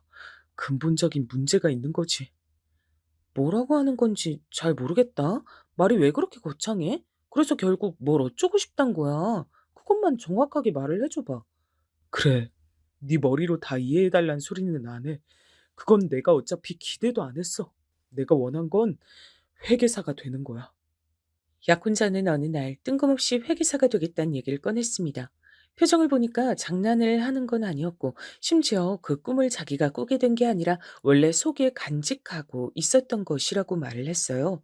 현실과 타협해서 우선은 직장 생활을 하고는 있었지만 회계사가 되고 싶다는 생각이 자꾸만 커져갔다고 하더라고요. 성현아, 너 우리나라에서 사짜 직업이 얼마나 대우받고 뭐 잘 먹히는지 알지? 이건 IQ 두 자리인 사람이라도 아는 사실이야. 사짜 직업이 최고란 거. 근데 회계사를 봐. 사짜 직업이잖아. 게다가 전문적이고 지적인 냄새가 솔솔 풍기기론 다른 사짜 직업들 안 부러워. 내가 회계사 되잖아? 그럼 내 여자친구인 너도 덩달아 대박 치는 거야. 인생 대박. 와. 얘기만 들어도 진짜 대박인 것 같다. 그럼 당장 회계사 해. 일반 직장 때려쳐. 그거 매일매일 지옥 같다면서. 잘 됐네. 미련 없이 그만둘 수 있잖아. 지옥 같다는 소리까진 아니었고, 암튼 나 직장 그만두고 회계사들 준비하는 거 성현이 너도 찬성이란 소리지? 고마워. 대박인 걸 굳이 내가 찬성 안 할 이유라도 있을까? 회계사 되는 거 너무 멋진 것 같은데? 제가 신이 나서 맞장구를 쳐주자 약혼자의 표정이 오모하게 변했었죠. 전 그제서야 눈치를 챘던 겁니다. 왜 약혼자가 제 앞에서 그런 얘기를 꺼냈는지 말입니다. 아, 회계사란 거 그냥 되는 게 아니구나. 그치? 맞아. 단단히 준비를 한 끝내 될 수 있는 게 회계사야. 아무나 되고 싶다고 해서 될 수 있는 게 아니야. 그니까 어설픈 자세로는 안 되고 내 모든 걸 걸고 준비를 해야 되기 때문에 당연히 직장도 그만둘 거고 다른 돈 버는 일도 못할 것 같아. 그저 회계사 되는 것에만 몰두를 하며 매달려야 할 텐데 그러는 동안에 성현이 네가 나 좀 먹여 살려줄 수 있을까? 내 내가? 한마디로 그럼 회계사 될 때까지 내가 뒷바라지를 해야 된다는 거네? 일단 내가 어느 정도 모은 것도 있는데다가 네가 내 생각보다 옷가게에서 돈도 잘 벌고 있으니까 별로 문제는 없을 거야. 문제가 있고 말고를 왜 그쪽에서 판단을 한 걸까요? 뒷바라지를 하게 된 입장인 제 쪽에서 판단을 하는 게 맞는 것인데요. 일단 고민이 됐습니다. 약혼자를 그 이전부터 알긴 했으나 사귄 건 이제 반년째였어요. 오래 만난 것도 아니고 결혼하기로 한 사이도 아닌데 제가 이런 소리나 듣고 있어야 되는 게 맞나 싶었습니다. 제가 그런 고민에 빠져 있단 걸 눈치챘는지 이튿날 약혼자는 또 간절하게 부탁을 해왔어요. 회계사가 되는 건 내 일생 일대의 꿈이었어. 더 지체를 하다간 평생 후회하고 살 것 같아서 그래. 회계사가 돼서 떵떵거리면서 돈도 많이 벌고 어깨에 힘 빡 주고 다니면서 고개 치켜들고 다니는 멋진 내 모습 너도 보고 싶지 않아? 우리 비록 길게 만난 사이는 아니지만 누구보다 진지한 관계잖아. 우리 암묵적으로 결혼 바라보고 나아가는 사이인 거 맞지? 갑자기 결혼이란 두 글자가 제 귀에 꽂히더라고요. 고학력자인 약혼자가 사차 직업까지 달게 되면 그 결혼 저희 집안에서 쌍수를 들고 환영할 게 뻔했습니다. 연로해지신 친할머니의 입을 기쁨으로 찢어지게 만들어 드릴 수 있을지도 모른다는 생각이 들었어요. 다들 똑같이 장사를 하면서 사는 것도 기가 막히지만 결혼할 짝도 꼭 자기 수준 같은 사람만 만나서 결혼한다며 그 점이 어처구니 없다고 말씀하시던 분이었으니까요. 제가 이런 결혼을 한다면 너무나도 행복해 하실 것이 분명했습니다. 아, 그래. 내가 공부 쪽으로 머리가 안 타고났기 때문에 잘 알고 있잖아? 회계사인지 뭔지 아는 전문 직종에 도전하는 거. 누구는 돈을 억만금씩 지원해주면서 하라고 해도 못할 짓이야. 머리가 안 따라주는데 어떻게 도전하겠어? 공부가 체질에 안 맞는데. 암만 사짜 직업을 달고 싶은 뭐래. 근데 나랑 결혼하겠다는 남자가 회계사에 스스로 도전하겠다는데 이걸 내가 뒷바라지 해주면 결국 나한테 좋은 일이 될 거야. 나라는 인재가 하나 더 생기는 거고 우리 집안엔 엘리트 하나가 입성하는 거고 이게 바로 누이 좋고 매부 좋은 일이네. 이런 식으로 생각을 마친 전 결심했습니다. 약혼자의 뒷바라지 까짓 거 제가 해주기로 했어요. 그러자 약혼자는 무척이나 기뻐하면서 감동으로 눈물까지 글썽거렸습니다.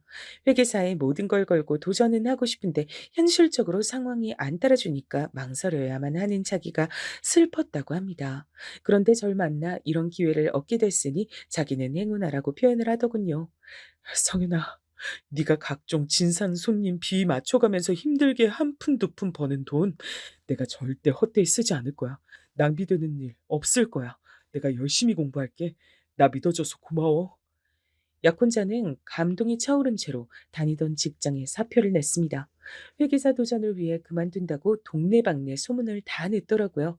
그걸 보면서 정말 자신 있나 보구나. 전 이 정도로만 생각했었죠. 제가 한 푼 두 푼 힘들게 버는 건 맞지만 한 푼 두 푼만 있을 정도로 주머니 사정이 절대 궁핍하지 않단 얘긴 굳이 안 꺼냈습니다. 저희 집안에 돈 잘 버는 사람들은 꽤 널린 편이었어요. 공통점이 있다면 죽이 되든 밥이 되든 젊은 나이부터 이르게 도전해서 부딪혀 본다는 점이었죠. 그래서 많은 시행착오들을 겪었다는 걸 전 잘 알고 있었습니다. 가장 흔한 시행착오가 돈 얘기를 괜히 주변에 떠들었다가 한 푼 줍쇼란 소리를 듣게 되어서 시달리고 인간관계 망치고 상처받고 그런 경우였습니다. 그래서 집안 밖에서 돈 얘기를 하는 경우는 신중했죠.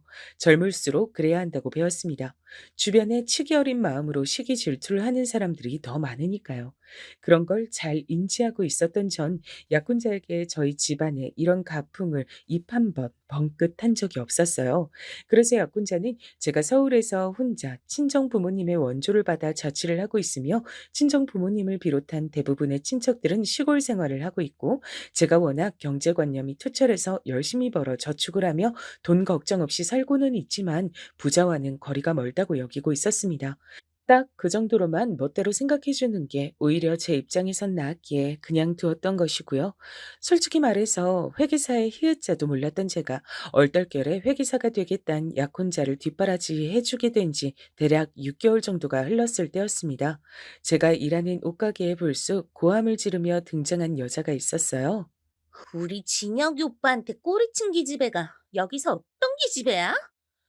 손님들이 놀라서 웅성거렸고 전 머쓱하게 그쪽으로 다가가 혹시 찾는 기집애가 저인지 확인해 들어갔습니다. 제 남자친구 이름이긴 한데 무슨 일로 이런 난리를 치시는 거죠? 누구세요? 아, 꼬리친 기집애가 바로 너야? 그, 근데 나이가 좀 있는 것 같네? 전 진혁이랑 동갑인데요. 그쪽은 진혁일 오빠라고 하는 걸 봐서 저보다 어리신 것 같네요. 반말하지 마세요. 목을 접어버리는 수가 있어요. 와, 말하는 거 대박이다. 옷가게에서 일을 해서 그런가 기센 거 장난 아니네? 저기요, 기가 세든 말든 남의 남자한테 꼬리치시면 안 되죠. 진혁이 오빠랑 잘 돼가고 있었는데 그쪽이 꼬리치시는 바람에 뺏겼잖아요. 무슨 개소리지? 어디서 지령이라도 받고 왔어요? 진혁이랑 제가 사귄 지 이제 1년 정도 됐는데 뭔 상황인지 이해가 안 되네요. 거짓말하지 마세요. 이제 1인 된 거 아니에요? 저한테 진혁이 오빠 뺏어가서 사귄 지 얼마 안 됐잖아요. 남의 사업장에서 자꾸 소리 지르면 입을 쳐버릴 거예요. 저쪽 구석탱이로 따라오세요. 어떻게 된 일인지 상세히 들어야겠으니까요. 기껏해야 20대 중반도 안 될 것 같은 여자를 데리고 휴식 공간으로 가서 얘기를 들었습니다. 조용한 곳에서 1대1로 있으니까 상대방이 무척 얌전해지더군요.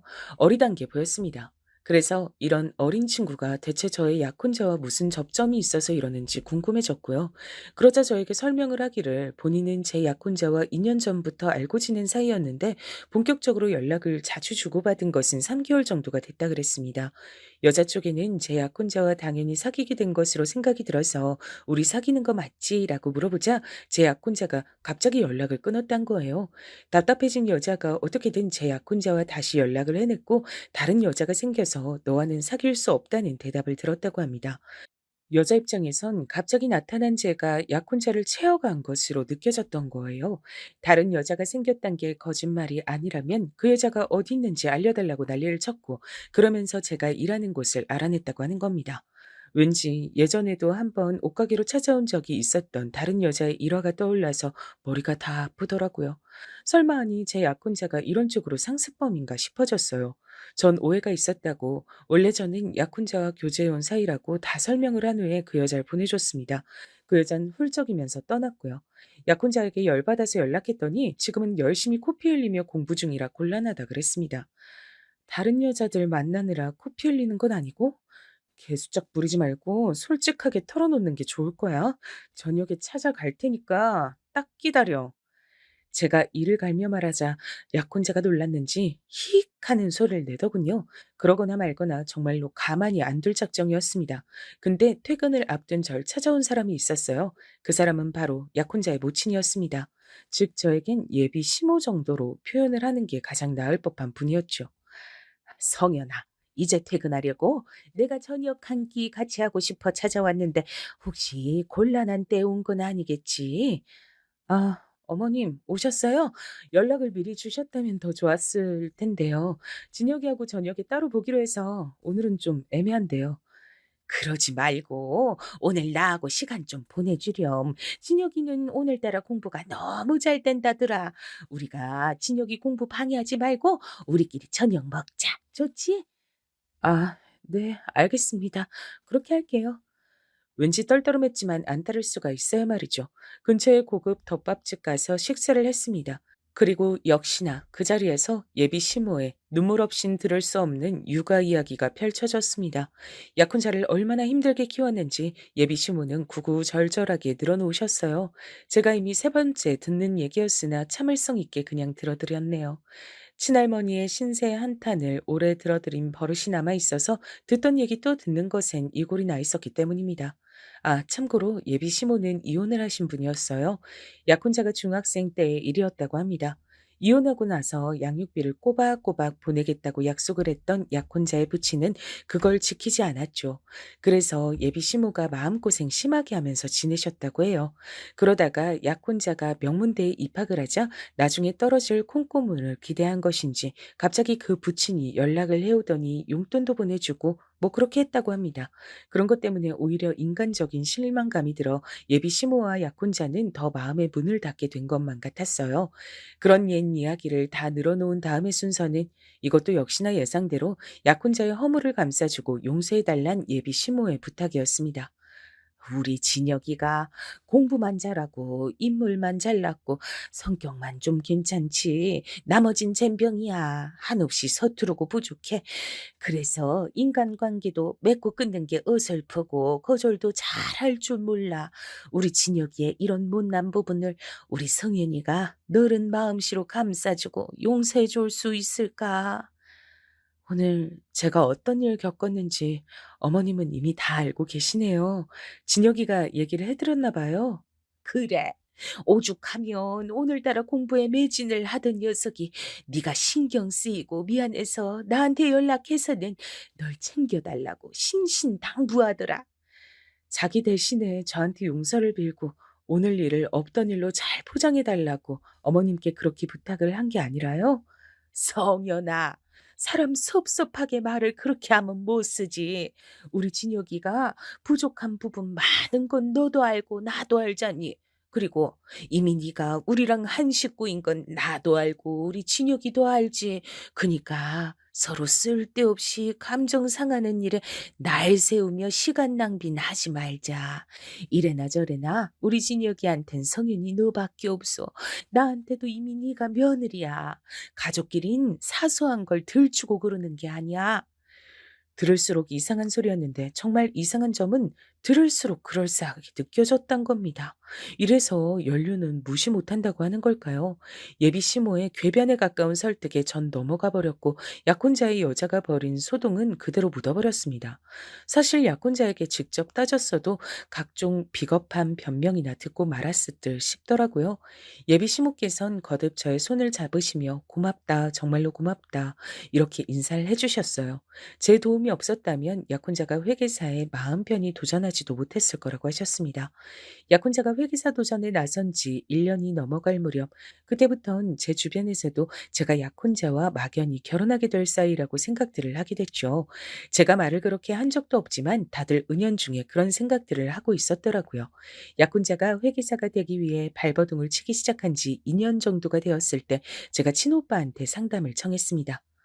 오빠, 원래 회계사라는 게 그렇게나 되기 어려운 건가? 난 그거 준혁이가 금방 될 줄 알았는데 그렇지도 않네. 지인 통해서 들은 적 있는데 회계사 되려고 하면 보통 3년은 기본으로 잡고 처음부터 준비를 하는 것 같더라. 3년? 그게 절대로 되게 쉬운 게 아니었구나. 역시 사차 직업은 달라도 뭐가 다르다. 이젠 내가 진혁이 생활비를 100%다 대주고 있어서 앞으로 얼마나 더 지원을 해줘야 하는 건지 그게 궁금해져서 한번 물어봤어. 그래도 그렇게나 되게 어려운 게 회계사인데 나하고 결혼할 남자가 그런 도전을 하고 있다는 게 난 좋게 느껴지네. 나는 솔직히 그놈이 믿을 만한 놈인진 잘 모르겠어서 딱히 해줄 말은 없는데 집안에 회계사 들어왔다고 하면 어른들은 좋아하실 거다. 아우, 열심히 남은 기간도 뒷바라지나 하면서 보내야겠다. 제 막연했던 예상보다 되게 어려운 것이 회계사였어요. 공부와 크게 연이 없는 저로선 새삼 약혼자가 신기하게 느껴졌고 필요하다는 게 있으면 아끼지 않고 지원을 해줬습니다.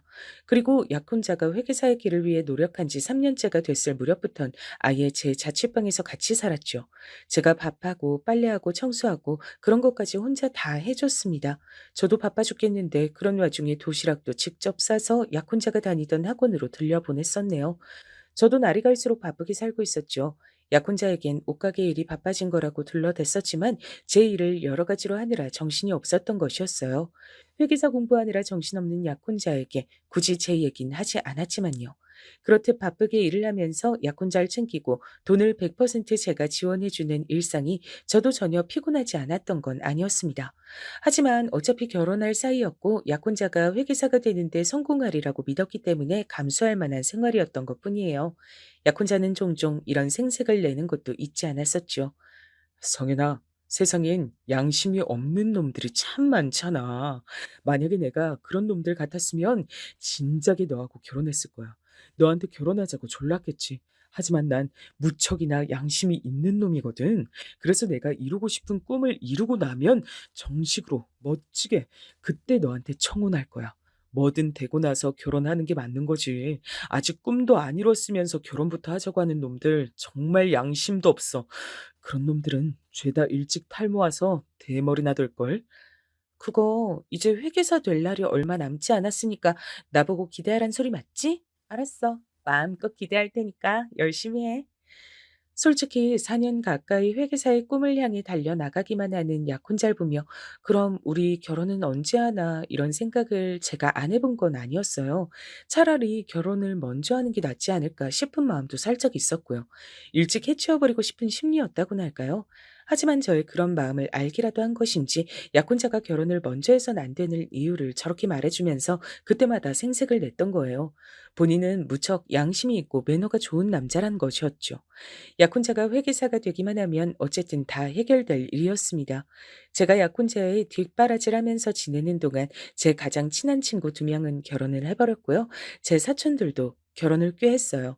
저는 아직 정식으로 결혼은 하지 않았지만 어차피 결혼할 사이로서 예비 시댁의 이모저모에 참견까지 했었습니다. 제사까지 제가 참석해서 준비를 다 했었네요. 예비 시댁의 어른들께서도 제가 찾아가서 제 주머니를 털어서 용돈도 드렸고요. 그러면서 지냈습니다. 어차피 결혼할 사이라고 생각해서 당연히 굴었던 거예요. 예비 시모도 당연히 절 며느리 취급을 해주고 계셨고요. 약혼자가 회계사만 되면 더할 나위가 없겠다고 생각하던 어느 날이었습니다. 제가 그렇게나 오래 하게 될 줄 처음엔 상상도 못했던 뒷바라지 생활이 5년을 넘어갈 때 약혼자가 마침내 합격으로 해냈습니다. 대한민국의 공인 회계사가 된 거예요. 드디어 해냈구나. 축하해. 그동안 고생 많았어. 말로만 회계사, 회계사 거리다가 정말로 회계사가 된 모습 보니까 자랑스럽고 멋지다. 최고야. 성윤아, 이게 다 네 덕분이란 생각이 든다. 내가 지난 5년 동안 땡전 한 푼 안 벌면서 전혀 어려움 없이 생활하면서 회계사 공부에 매진할 수 있었던 거 전부 성현이 너의 노력이고 헌신이었단 거 내가 다 알고 있어. 정말 고마워. 역시 너란 여자를 선택한 나의 눈은 틀리지 않은 거였어. 제 앞에서 기쁨의 눈물을 글썽거리는 약혼자의 모습이 처음 만났을 때보다 어느새 나이가 들어 있었단 게 보였고 그에 발맞춰서 저도 나이가 들어 있었단 게 실감이 들어서 정말 기분이 묘했던 것 같아요. 함께 5년이 넘는 시간을 보내며 그만큼 성숙해졌고 나이가 들었더군요. 어느새 저에게도 약혼자는 없어서는 안 될 존재가 된 지 오래였고 이제 당연하게 결혼할 순서만이 남아 있었습니다. 제 약혼자가 회계사가 되었다는 소식을 접한 친정 부모님은 무척 행복해 하셨어요. 근데 친오빠는 신중한 반응을 보였습니다. 집안에 다른 어른들께는 결혼식 날짜 잡히고 나서 말씀드리는 게 좋겠다. 왜? 드디어 회계사가 됐는데. 오빠, 사짜 직업이잖아. 전문직, 회계사. 얼른 동네방네 자랑하는 게 낫지 않겠어? 내 주변에 기혼 친구들이 가득하잖아. 그래서 알기 때문에 하는 소리야. 식장 들어가기 전까진 정말 모르는 법이더라. 조심하고 신중해서 나쁠 건 없어. 전 친오빠가 제 약혼자를 질투해서 괜히 저러는 거라고 생각했었어요. 하지만 대충 장단을 맞춰줘야 할 것 같아 알았다, 크게 말 안 하고 다니겠다 했던 겁니다. 집안의 다른 어른들께도 구태여 일찍 알리지 않았었죠. 이게 설마 신의 한 수로 돌아올 줄은 꿈에도 모르고 그랬었지만요. 당당하게 회계사가 된 약혼자는 얼마 후 제 자취방에서 나가겠다고 했어요. 결혼하기 전에 예비 시모에게 효도하면서 모자가 오붓하게 둘이 지내보고 싶다 그랬습니다. 전 당연히 흔쾌한 마음으로 그러라 그랬죠. 근데 난 언제 초대해 줄 거야? 나도 거기 가서 밥 한 끼 같이 먹고 싶은데. 도통 나한텐 오란 소리를 안 하네. 어머님도 아무 말씀 없으시고. 성현아, 그건 내가 좀 정신이 없어서 그래. 회계사가 얼마나 바쁜지 너도 알지? 아니? 모르는데? 내가 그걸 어떻게 알아? 아휴, 이런 데서 수준 차이가 확 나네. 별 수 없나 보다. 암튼 난 바쁘고 요새 우리 엄마도 친구분들하고 모임이 많으셔서 너한테 연락할 새가 없다. 나중에 자리 한번 만들게. 됐지? 되기는 뭐가 됐냐고 따지고 싶었는데 약혼자가 많이 바쁜지 연락을 휙 끊어버렸어요. 저한테 수준 차이를 운운한 의미가 뭐였냐고 사실은 이거부터 묻고 싶었죠. 약혼자는 회계사가 된 이후로 저한테서 먼 사람이 된 것만 같았습니다. 연락도 잘 안 됐고요. 바쁘단 말을 입에 달고 살았죠. 예비 시모 쪽도 마찬가지였어요. 전 회계사가 되기 전까지만 해도 저에게 매달리며 저밖에 없다고 말을 하면서 늘 고마워하던 모자는 대체 어디로 증발했나 싶었습니다. 제가 참다 참다가 약혼자를 찾아갔어요. 일하는 곳을 알아내서 그 앞으로요. 그랬더니 절 발견하고 화들짝 놀라면서 슬쩍 피하는 거예요. 왜 날 피해? 왜 못 본 척 지나가려고 했어? 성현아, 연락도 없이 막 찾아오면 어떡하냐, 사람 곤란하게. 연락했잖아, 수도 없이. 근데 안 받는 걸 어떡하라고? 받아도 바쁘다는 한마디만 남기고 끊는데 그 앞에서 나보고 어떡하란 거야? 아무리 그래도 여길 찾아온 건 네가 너무했다. 창피하잖아. 나 쪽팔릴 건 생각도 안 해주나 봐. 쪽팔려? 너는 내가 설마 쪽팔리단 거야? 왜? 네가 끌고 온 차를 봐. 구형 마티즈.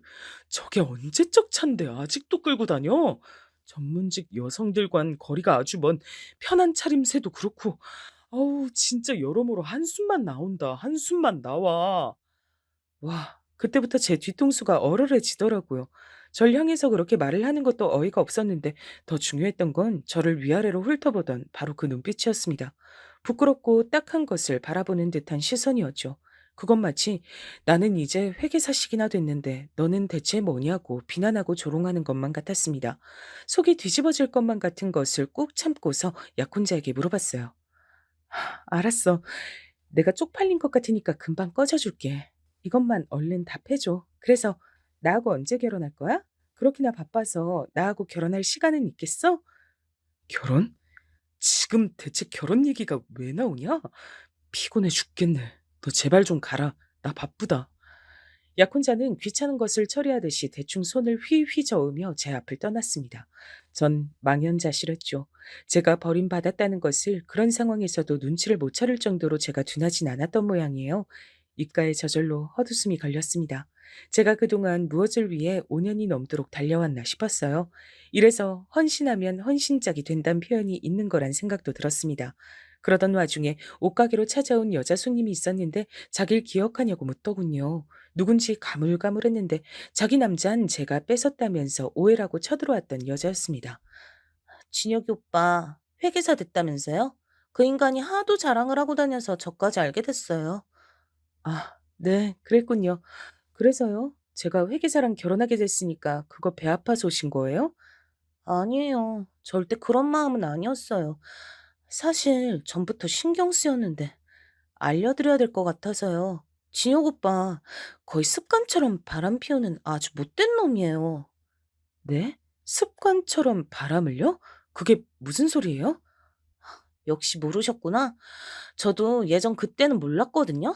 나중에 다른 언니들이 얘기해줘서 알게 된 건데요. 진혁이 오빠 절대 한 여자만 만나는 스타일이 아니래요. 그리고 결혼은 돈 많은 부잣집 여자랑 하는 게 일승일대 꿈이란 얘기가 공공연하게 술자리에서 옛날부터 떠들고 다녔대요. 그래서 회계사 뒷바라지 해준 여자친구하고는 절대 결혼 생각 없다고 얼마 전엔 그런 소리도 짓거렸다고 하더라고요. 저도 모르게 주먹이 쥐어졌습니다. 전 그 여자에게 따로 맛있는 커피 한 잔을 사주면서 이야기를 더 들어봤어요. 그랬더니 약혼자의 바람길을 증명해줄 증인이 아주 차고 넘치겠더라고요. 회계사 준비를 하는 기간에도 3번 정도는 여자를 따로 만났던 듯 싶었습니다. 뭐 이런 놈이 다 있나 싶었네요. 이런 놈을 믿었던 제가 이쯤 되면 멍청한 건가 싶을 지경이었죠. 이미 그놈은 회계사가 돼버렸으니 제가 할 수 있는 최고의 복수는 더 이상 그딴 놈에게 제 마음을 쏟지 않는 것이었습니다. 얼른 제 인생을 열심히 챙기는 게 최고일 것 같았죠. 마무리는 잘 지어야 될 것 같아서 약혼자 그놈이 똥폼을 잡으며 저에게 만나자고 청했을 때 지체 없이 나가봤습니다. 보나마나 이별 통보일까 싶었는데 역시나 맞더라고요. 근데 이유가 너무 못났어요. 성현아, 너한텐 정말로 미안하게 됐다. 하지만 사람 마음이란 게 그렇잖아. 진짜 사랑이 아니면 결혼할 수가 없는 거잖아.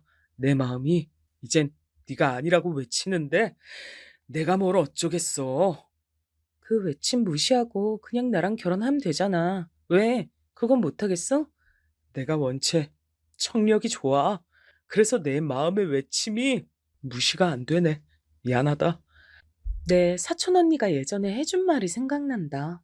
잘생긴 놈들은 만나보면 얼굴값에서 짜증나는데 그래도 못생긴 놈들보단 낫대. 왜냐면 못생긴 놈들은 꼴값을 떨거든. 그게 딱 네 얘기야.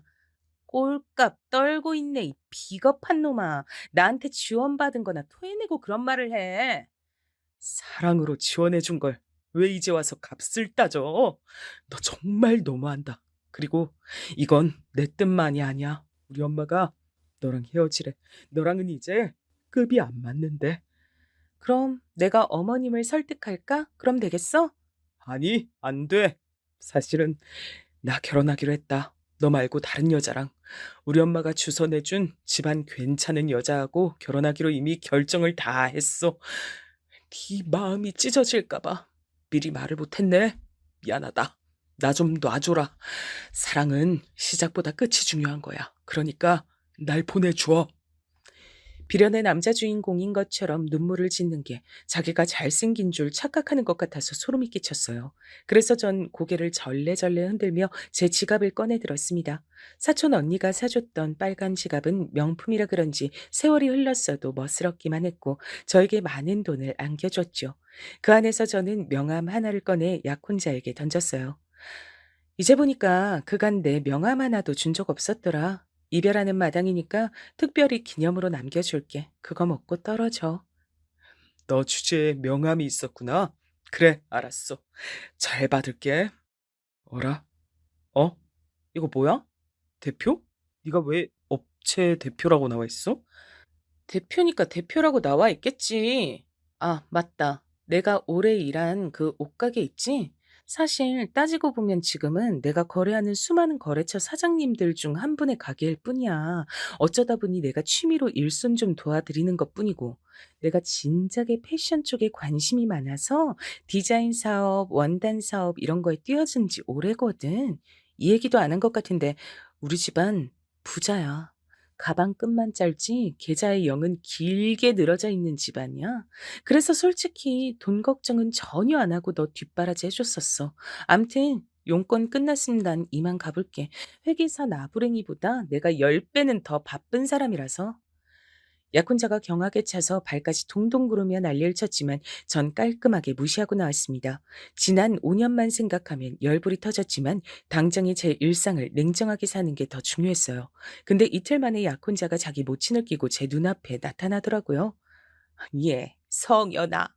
진혁이 나 아무 잘못 없어. 다 내가 잘못한 거란다. 내가 아둔해서 생각을 잘못했던 거야. 내가 미쳤지. 널 두고 웬 다른 여자를 우리 진혁이한테 붙여주려고 했으니. 그래. 나는 우리 엄마가 시키는 대로 행동한 죄밖에 없어. 난 계속 너뿐이었어. 제발 한 번만 용서해주라. 우리 깊은 정이 있잖아.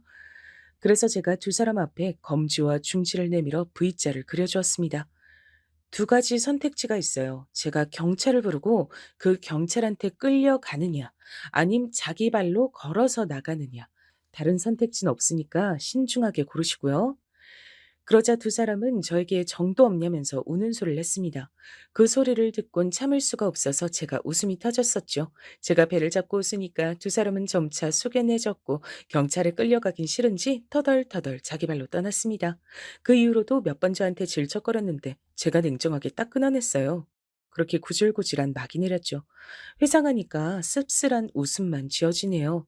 저는 그 이후로 절대 의도한 건 아니지만 4차 직업을 가진 남자를 만나 결혼에 꼴이 냈답니다. 지금까지 크게 싸우는 일 없이 알콩달콩 잘 사는 중이에요. 참고로 회계사는 아니랍니다. 회계사가 됐던 옛날 그놈은 진작에 이른 탈모가 와서 거의 대머리가 됐다는 후문이에요.